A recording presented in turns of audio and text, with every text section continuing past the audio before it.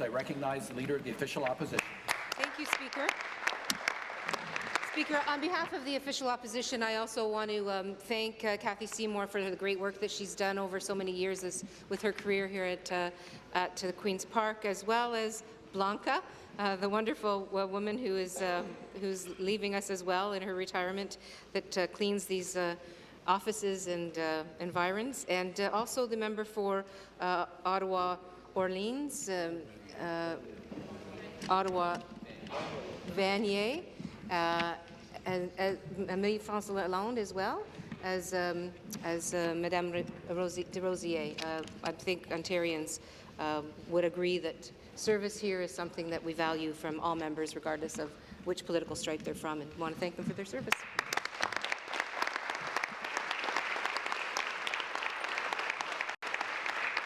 Speaker, my first question is to the Premier. Yesterday, the Ford government announced yet another measure from the Premier's Cut First, Plan Later policy playbook, unilaterally legislating a salary cap on the women and men who teach our children, provide frontline health care, and make our province work every day. Can the Premier tell us why he didn't even try negotiating a collective agreement like virtually every other government in Canada does? The question is to the Premier.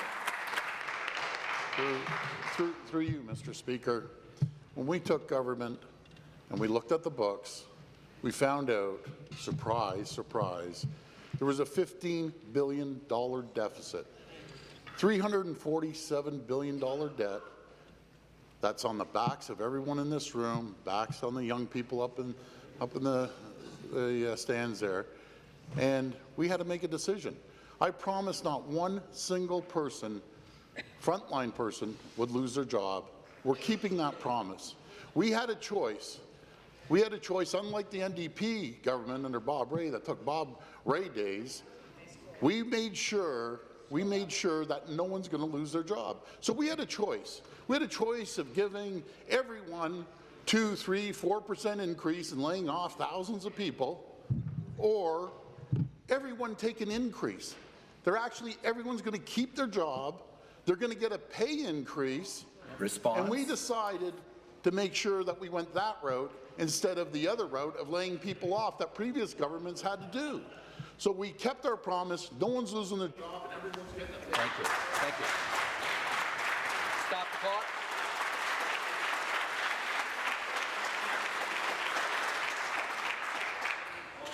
Start the clock. Supplementary question. Well, Speaker, now back to reality.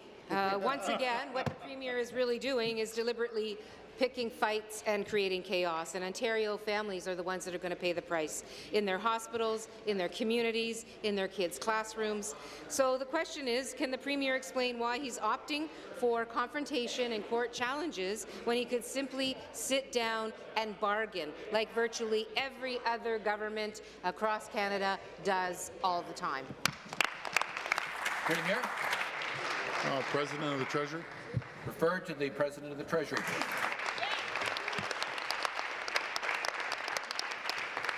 Well, thank you, Mr. Speaker, and through you to the Leader of the Opposition. Mr. Speaker, we're not picking a fight. We're supporting the frontline workers of all Ontarians. Now, Mr. Speaker, I think it's a good day when we protect the frontline jobs in this province. Mr. Speaker, I think it's a good day when we allow for increases on wages, Mr. Speaker. It is a good day when we keep our commitment to protect what matters most, making investments in health care, making investments in education, and putting this province on the sustainable path, Mr. Speaker. I would say that is a reasonable and fair and sustainable way to deal with our people, frontline workers in Ontario. So thank you, Mr. Speaker. The final supplementary. Well, Speaker, we don't think it's fair that the richest Ontarians got $300 million in tax cuts while everyday workers are being told they can't even negotiate a collective agreement.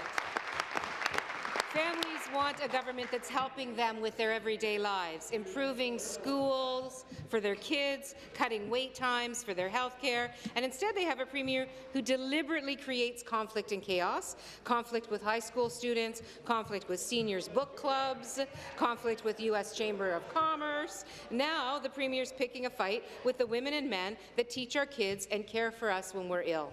and it's families that will absolutely pay the price. Why is the Premier so desperate to attack the women and men who make Ontario work every day?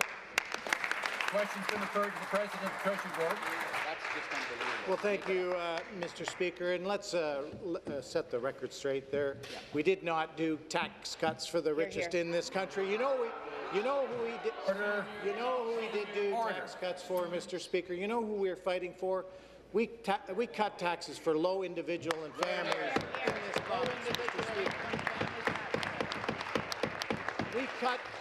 We're cutting expenses for those with young families who are on low income through the child care tax credit, Mr. Speaker. We're fighting for them.